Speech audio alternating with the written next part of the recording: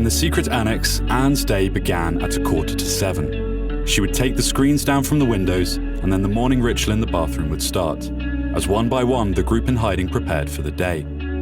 There was a strict schedule, because by 8:30 the annex had to be completely silent. That was when work began for the staff of the warehouse. They didn't know there were people hiding in the secret annex. Because the group's helpers in the office had not yet arrived, any sound might betray them.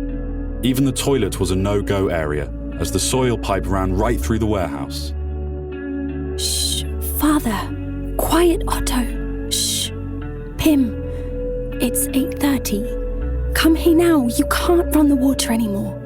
Walk quietly. Even after the helpers started work in the office above the warehouse, the people in hiding still had to be quiet. By then, any noises from the hiding place heard in the warehouse would seem to come from the offices. They would spend the rest of the morning reading, studying, and preparing lunch. Anne was doing a stenography course together with Margot and Peter, and also learned French, German, algebra, and history. At 12:30, the warehouse workers would go out to lunch. The helpers and the people in hiding would eat together in the annex. Then, at 1 o'clock, they would turn on the radio for the latest news from the BBC.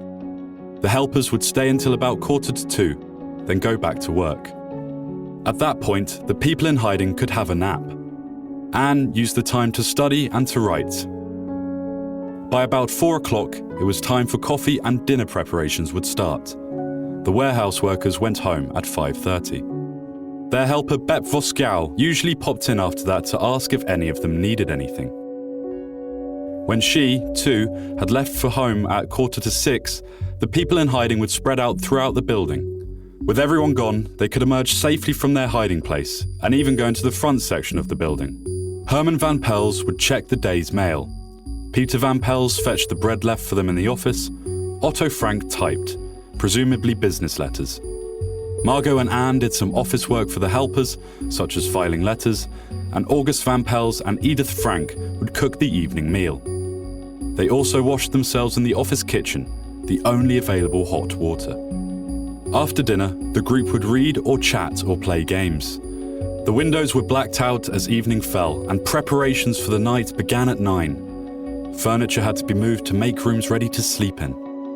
Just as in the morning, the group followed a strict schedule for the bathroom, one after another. Anne's turn was from 9 to 9:30. After that, the secret annex gradually fell silent.